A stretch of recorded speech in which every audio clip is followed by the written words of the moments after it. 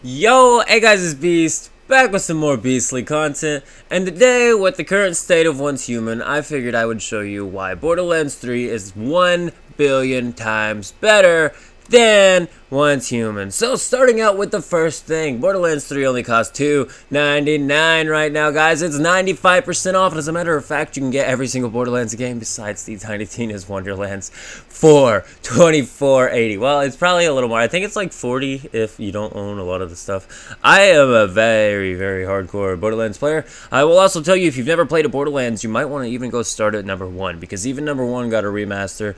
That's how good these games are. Literally every single one of these games got a remaster. Now, they're called like the Ultra HD texture pack, but it's a remaster. Now, the Borderlands 1 was a full remaster. It got like a full standalone release as a remaster, redone in an entire another engine. Pretty crazy stuff here, guys.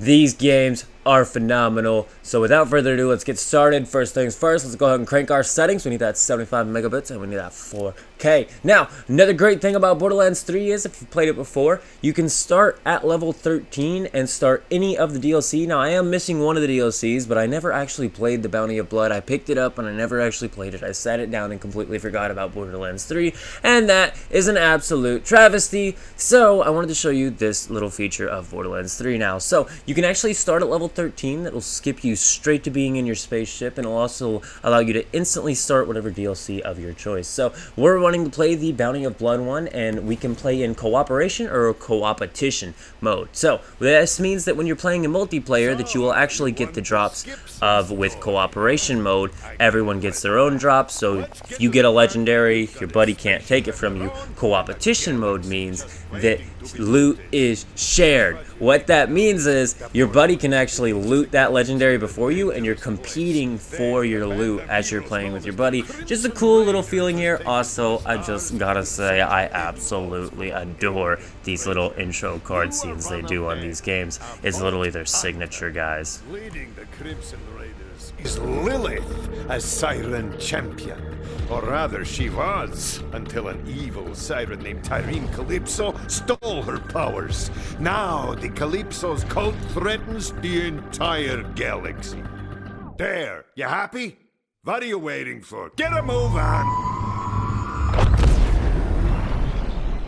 Now, isn't that just wonderful? Level 13, and we're able to go ahead and start building our build here. So, here's the thing about builds on this game. It's based upon a skill tree. There are 3 different sections of the skill tree, and you can select 2 different equip slots, and then those 2 equip action slots can actually have 2 different other perks added onto them that will modify the actual equipped action slot. There are 4 classes in this game. I don't think this one actually got any DLC classes, unlike the previous games. However, these 4 classes are phenomenal, guys. I absolutely adore these classes, and what we're doing here today is actually going to be what's called a movement build. One of my favorite builds on this zane is actually a movement build, and what it is you do more damage the more you're moving around, so you just want to constantly be running around, blowing stuff up, killing bad guys. The funnest of the fun, guys. I'm telling you, these Borderlands games are good. Now, another thing is, people say that the Borderlands 3 story is not as good as the other Borderlands. But guess what? The Borderlands story is still 1 billion times better than Once Human story. And the story is about 2 streamer bandits who kill people. So, yeah, let that sink in. But aside from that, let's go ahead and get our build put together. We should have went ahead and equipped the Seeing Red, since we did have so many skill points in the beginning. But I just wanted to, get my skills going on. I wanted that increased reload speed. I wanted that increased movement speed. I wanted that damage increased upon movement maxed out as quick as possible. One other thing I want to mention is Guardian ranks. Now, Guardian ranks in the previous games were actually called badass ranks, and I really wish they kept that, because honestly that sounds way better, way more badass. But it's essentially the same system. As you can see here, I have played this game for a little bit. I had a couple characters that have gotten to level 63. I do believe they released like an expansion level pack eventually, but 63 was the cap when I quit playing it when it launched originally. Once again, I can't believe I never actually played through all of Bounty of Blood, because as this video continues, we're going to be playing through just parts of this. I'm mainly just trying to show you the best parts of Borderlands 3, but once again, all of this applies to every one of the Borderlands games. They're all phenomenal. So, another thing I want to mention is when I picked this DLC up, I only paid $5 for it, and it was only $15 on release. Tell me what other game has $15 DLC that are full storylines, full tons of gear dropping. They added so many legendaries with this DLC. There was at least 11 legendaries added. And another thing to mention about the gun system is it's an RNG-based mod system where like the barrel can be different, the magazine can be different, your scope can be different. All of it is randomized. And what that allows for this game to be is that there are over 1 billion gun options in this game, and every time you pick up a random roll, they feel absolutely unique. Are you tired of only having 12 pew-pews or whatever it is in Once Human? Maybe you should play Borderlands, because every single one of the Borderlands games has hundreds and thousands of wonderful, delightful, unique pew-pews to be playing with here, guys. Another thing to mention is, are you tired of the paid skins in Once Human? Well, guess what? Skins are an unlock in Borderlands. You go out and you get a drop for it and you unlock it and you can equip it. From heads, skins, everything else, and every single skin is recolorable to whatever color you want from the selectable color palette. 3 different regions to recolor with 2 different color sides to it. Pretty good overall. You can even skin out your echo. And yes, weapons do have skins. We will be getting onto that in the future. And no, not a single one of them is purchasable to my knowledge. So, yeah, another great thing about the Borderlands game. Here's another signature move every Borderlands game does. Every time they introduce a character, we get a proper introduction and we get one of these intro cards. And every one of these intro cards are wonderful. Now, I will say I liked them more in the previous games, but the ones in Borderlands 3 are still amazing. It's still classic Borderlands. And on to vehicle skins. How do you unlock vehicle skins in this game? That's right. You steal vehicles from bandits, you take them to your shop, and you unlock their customization parts. You unlock different parts for your vehicles, you unlock different skins. They can be set to whatever color you want, and there are 3 different settings that you adjust for your color, so you can get all sorts of color schemes going on. Did I mention 1 billion guns yet?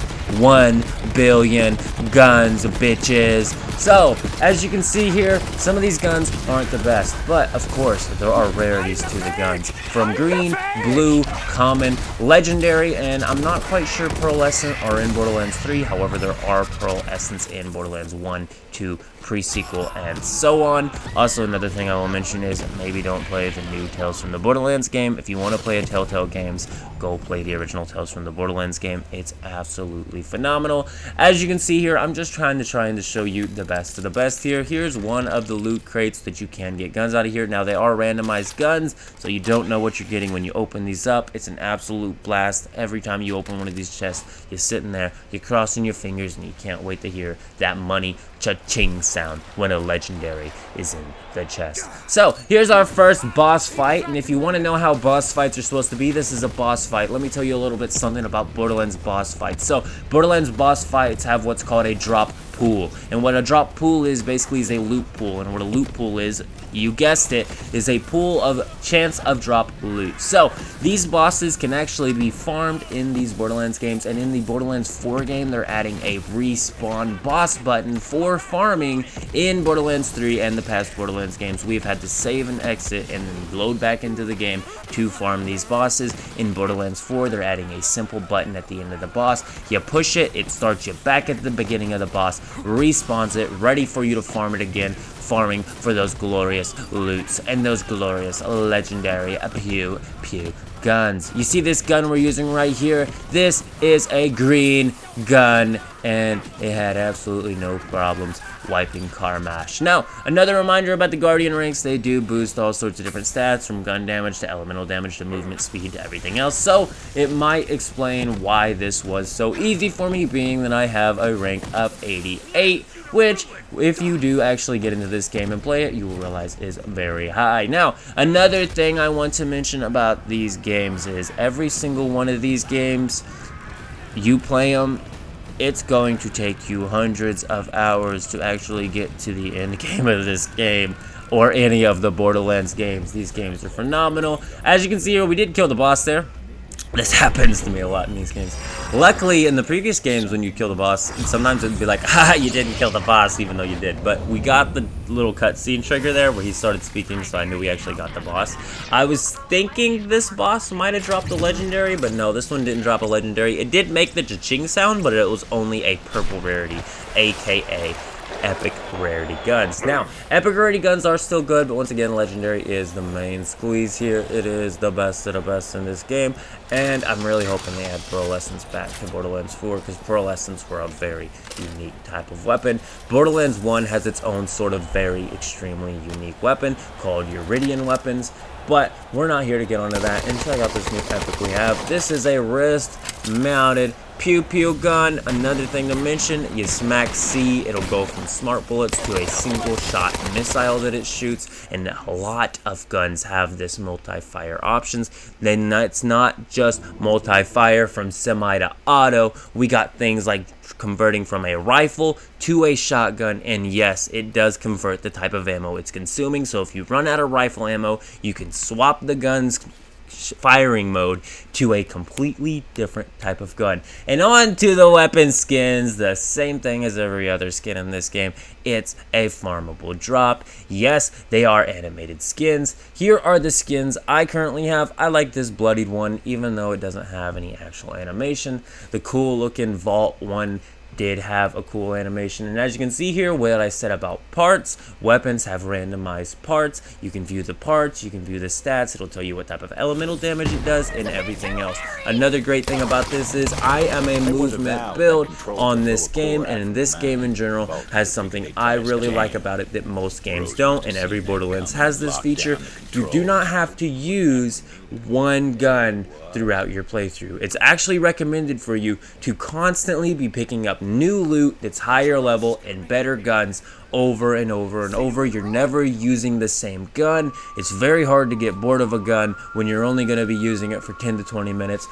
Pew pew up a zillion bad guys, blood, guts, heads, everything going everywhere, guys. This game is the one you want to be playing, and you can pick this game up for literally $2.99 right now on Steam, guys. Absolutely worth it. As for the DLC, I think DLC and all for this game, you can get it for $15, but the base story is absolutely fine. The gameplay on these games are phenomenal, and if you are an older person, you might not like that the main storyline is based upon two streaming bandits, but overall, I don't really think it's that bad, and I guarantee you it's a million times better than Once Human Story. So here we are, second boss fight of the DLC I'm going to be showing you. This one here is Bl3 Primus. Once again, our Guardian rank is pretty high. I have a feeling this would be just a tad bit more difficult. You unlock more Guardian ranks by completing these challenges, and these challenges are just constantly completing. On the side of your screen, you get a cha-ching, another challenge complete, cha-ching, another challenge complete. And what is the reward for these challenges? Oh yeah, a stat boost across every single character that you play. That means that even if you are unlocking these challenges on a level 10, you can go to your level 60 and have those exact same stat boosts being applied to that level 60, and vice versa. You played the game a long time ago, you had a level 63 character. When you hop back in, you can start at level 13, start one of the DLCs of your choice, and have all of those Guardian rank stats boosting you up, getting you just a little bit of a head start and a little bit of a damage buff. You are not wasting your time when you invest it in this game, because yeah, and check it out, a legendary drop, baby. And oh my god, this is one of those Shotgun X rifles, and it is absolutely godly, and I hate when you kill all the enemies and then die. But next boss fight of the DLC, we got the Quartermaster here. We're gonna go ahead and absolutely annihilate this guy.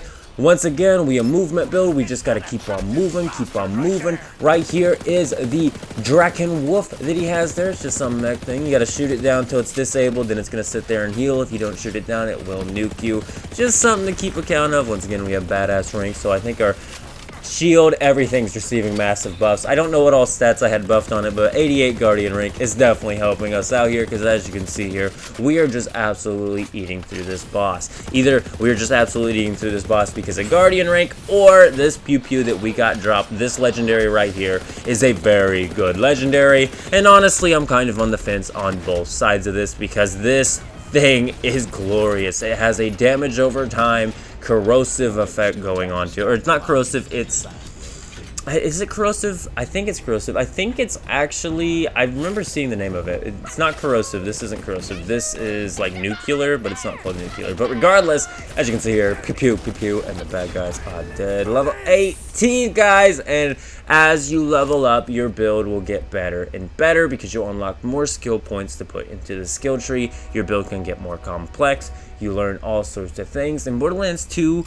there's actually a mechanic of slag, and what slag actually does is amplifies your damage. It's an elemental damage type, it's a purple damage type, and when you shoot a bad guy with it, it will actually increase the amount of damage they take, and it actually goes up in the previous Borderlands games when it comes to slag. The damage multiplier actually goes up based upon the difficulty you're set at. That's another thing to mention about all the Borderlands game is they have this thing called Ultimate Vault Hunter mode, True Vault Hunter mode, and OP8 levels. Now, Vault Hunter mode and True Vault Hunter mode is no longer necessary as much in Borderlands 3. However, in Borderlands 1, 2, and the pre-sequel, playing in the higher difficulty levels meant higher challenge, more rewards, and it was overall well worth it to do. Not so much in Borderlands 3, seeing as how we're getting legendary drops left and right. They were a lot more rare in the previous games. I do hope that with Borderlands 4 coming, they make the legendary drops just a little bit more rare.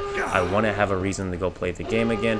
What True Vault Hunter mode, what Normal Vault Hunter mode, what Ultimate Vault Hunter mode, and all the OP8 levels is actually a system to where you will restart the game at your current level with every enemy being scaled to your current level. They rename the enemies, they make the enemies more buff, they completely do this game justice. These devs care about their game, these devs are trying to make a game they want you to enjoy. They made this game gorgeous. We are playing on badass graphics setting right now. What other game do you know that has a badass graphics option, guys? We are playing with badass graphics, and I gotta say, the name fits pretty damn well, if you ask me. As you can see here, though, we are working on this DLC. For what felt like 3 minutes, I spent 3 hours last night playing this game, and I just could not put it down. I kept on telling myself I need to go to bed, and then another hour would roll by, and it'd feel like another minute with this game. This game is so much fun. As a matter of fact, every single Borderlands game is. If you have not played Borderlands yet, what the hell are you even doing? You need to go play Borderlands right the hell now. So, as you can see here though, we are just getting towards the end of the video now. Rose has blown up everything, and as we walk out the door here, the sky is raining fire. Talk about environmental changes based upon actions you take in the game.